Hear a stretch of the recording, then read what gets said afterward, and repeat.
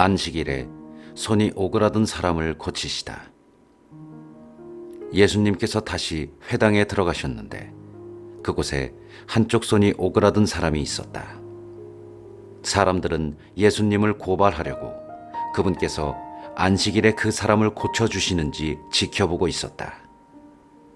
예수님께서 손이 오그라든 사람에게 일어나 가운데로 나와라 하시고 그들에게 말씀하셨다. 안식일에 좋은 일을 하는 것이 합당하냐? 남을 해치는 일을 하는 것이 합당하냐? 목숨을 구하는 것이 합당하냐?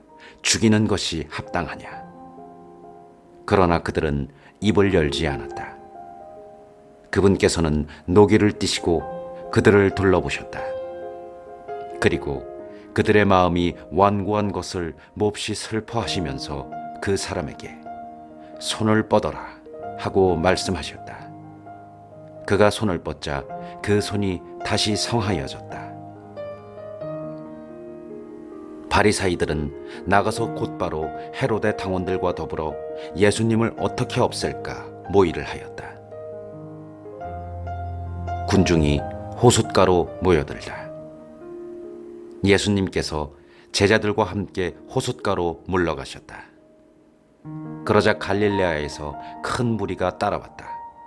또 유다와 예루살렘, 이두메아와 요르단 건너편, 그리고 티로와 시돈 근처에서도 그분께서 하시는 일을 전해 듣고 큰 무리가 그분께 몰려왔다. 예수님께서는 군중이 당신을 밀쳐대는 일이 일어나지 않게 하시려고 당신께서 타실 거룻배 한 척을 마련하라고 제자들에게 이르셨다. 그분께서 많은 사람의 병을 고쳐주셨으므로 병고에 시달리는 이들은 누구나 그분에게 손을 대려고 밀려들었기 때문이다. 또 더러운 영들은 그분을 보기만 하면 그 앞에 엎드려 당신은 하느님의 아드님이십니다 하고 소리를 질렀다.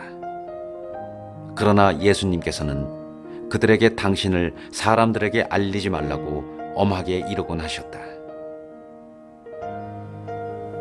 12 사도를 뽑으시다. 예수님께서 산에 올라가신 다음 당신께서 원하시는 이들을 가까이 부르시니 그들이 그분께 나아왔다. 그분께서는 12를 세우시고 그들을 사도라 이름하셨다. 그들을 당신과 함께 지내게 하시고 그들을 파견하시어 복음을 선포하게 하시며 마귀들을 쫓아내는 권한을 가지게 하시려는 것이었다. 이렇게 예수님께서 12를 세우셨는데 그들은 베드로라는 이름을 붙여주신 시몬, 천둥의 아들들이라는 뜻으로 보아네르게스라는 이름을 붙여주신 제베데오의 아들 야고보와 그의 동생 요한, 그리고 안드레아, 필립보, 바르톨로메오, 마테오, 토마스, 알페오의 아들 야고보, 타데오, 열혈당원 시몬, 또 예수님을 팔아넘긴 유다 이스카리옷이었다. 예수님과 베엘제불. 예수님께서 집으로 가셨다. 그러자 군중이 다시 모여들어 예수님의 일행은 음식을 들 수조차 없었다. 그런데 예수님의 친척들이 소문을 듣고 그분을 붙잡으러 나섰다. 그들은 예수님께서 미쳤다고 생각하였던 것이다. 한편 예루살렘에서 내려온 율법 학자들이 그는 베엘제불이 들렸다 하고도 하고 그는 마귀 우두머리의 힘을 빌려 마귀들을 쫓아낸다고도 하였다. 그래서 예수님께서는 그들을 부르셔서 비유를 들어 말씀하셨다. 어떻게 사탄이 사탄을 쫓아낼 수 있느냐? 한 나라가 갈라서면 그 나라는 버텨내지 못한다. 한 집안이 갈라서면 그 집안은 버텨내지 못할 것이다. 사탄도 자신을 거슬러 일어나 갈라서면 버텨내지 못하고 끝장이 난다. 먼저 힘센 자를 묶어놓지 않고서는 아무도 그 힘센 자의 집에 들어가 재물을 털 수 없다. 묶어놓은 뒤에야 그 집을 털 수 있다. 내가 진실로 너희에게 말한다. 사람들이 짓는 모든 죄와 그들이 신성을 모독하는 어떠한 말도 용서받을 것이다. 그러나 성령을 모독하는 자는 영원히 용서를 받지 못하고 영원한 죄에 매이게 된다. 이 말씀을 하신 것은 사람들이 그는 더러운 영이 들렸다 하고 말하였기 때문이다. 예수님의 참가족. 그때에 예수님의 어머니와 형제들이 왔다. 그들은 밖에 서서 사람을 보내어 예수님을 불렀다. 그분 둘레에는 군중이 앉아 있었는데 사람들이 예수님께 보십시오. 스승님의 어머님과 형제들과 누이들이 밖에서 스승님을 찾고 계십니다. 하고 말하였다. 그러자 예수님께서 그들에게 누가 내 어머니고 내 형제들이냐 하고 반문하셨다. 그리고 당신 주위에 앉은 사람들을 둘러보시며 이르셨다. 이들이 내 어머니고 내 형제들이다. 하나님의 뜻을 실행하는 사람이 바로 내 형제요, 누이요, 어머니다.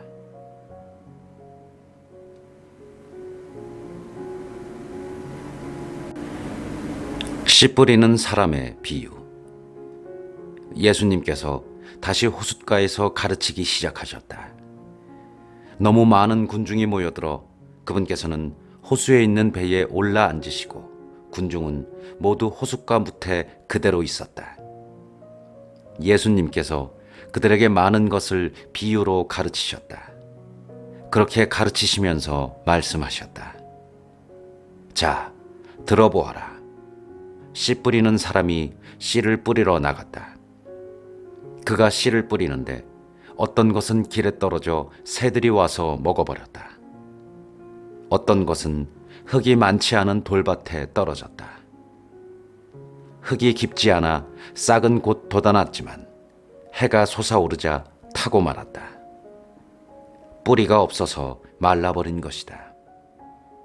또 어떤 것은 가시덤불 속에 떨어졌는데 가시덤불이 자라면서 숨을 막아버려 열매를 맺지 못하였다. 그러나 어떤 것들은 좋은 땅에 떨어져 싹이 나고 자라서 열매를 맺었다. 그리하여 어떤 것은 30배, 어떤 것은 60배, 어떤 것은 100배의 열매를 맺었다. 예수님께서는 이어서 말씀하셨다. 들을 귀, 있는 사람은 들어라. 비유로 말씀하신 이유. 예수님께서 혼자 계실 때 그분 둘레에 있던 이들이 12 제자와 함께 와서 비유들의 뜻을 물었다. 예수님께서 그들에게 대답하셨다. 너희에게는 하나님 나라의 신비가 주어졌지만 저 바깥 사람들에게는 모든 것이 그저 비유로만 다가간다. 보고 또 보아도 알아보지 못하고 듣고 또 들어도 깨닫지 못하여 저들이 돌아와 용서받는 일이 없게 하려는 것이다. 씨 뿌리는 사람의 비유를 설명하시다. 예수님께서는 또 그들에게 말씀하셨다. 너희는 이 비유를 알아듣지 못하겠느냐? 그러면서 어떻게 모든 비유를 깨달을 수 있겠느냐? 씨 뿌리는 사람은 실상 말씀을 뿌리는 것이다. 말씀이 길에 뿌려지는 것은 이러한 사람들을 두고 하는 말이다. 그들이 말씀을 들으면 곧바로 사탄이 와서 그들 안에 뿌려진 말씀을 앗아가 버린다. 그리고 말씀이 돌밭에 뿌려진 것은 이러한 사람들이다. 그들은 말씀을 들으면 곧 기쁘게 받는다. 그러나 그들에게 뿌리가 없어서 오래가지 못한다. 그래서 말씀 때문에 환난이나 박해가 일어나면 곧 걸려 넘어지고 만다. 말씀이 가시덤불 속에 뿌려지는 것은 또 다른 사람들이다. 이들은 말씀을 듣기는 하지만 세상 걱정과 재물의 유혹과 그 밖에 여러 가지 욕심들이 들어가 그 말씀의 숨을 막아버려 열매를 맺지 못한다. 그러나 말씀이 좋은 땅에 뿌려진 것은 이러한 사람들이다. 그들은 말씀을 듣고 받아들여 어떤 이는 30배, 어떤 이는 60배, 어떤 이는 100배의 열매를 맺는다.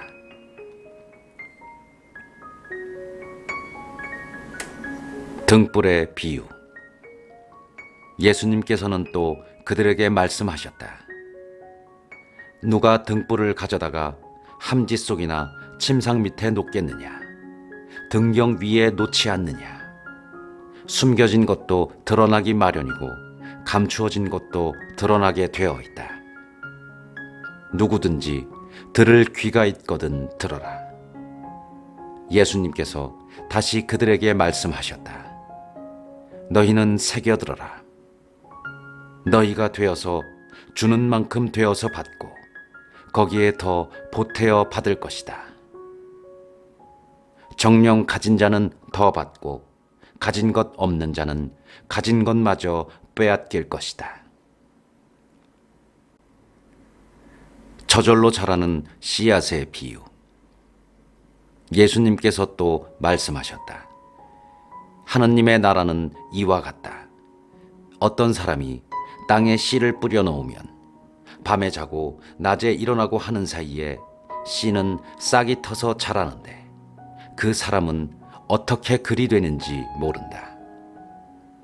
땅이 저절로 열매를 맺게 하는데 처음에는 줄기가, 다음에는 이삭이 나오고 그 다음에는 이삭의 나달이 연근다. 곡식이 익으면 그 사람은 곧 낫을 된다. 수확 때가 되었기 때문이다. 겨자씨의 비유. 예수님께서 다시 말씀하셨다. 하느님의 나라를 무엇에 비길까? 무슨 비유로 그것을 나타낼까? 하느님의 나라는 겨자씨와 같다. 땅에 뿌릴 때에는 세상의 어떤 씨앗보다 작다. 그러나 땅에 뿌려지면 자라나서 어떤 풀보다도 커지고 큰 가지들을 뻗어 하늘의 새들이 그 그늘에 깃들일 수 있게 된다. 비유를 들어 가르치시다.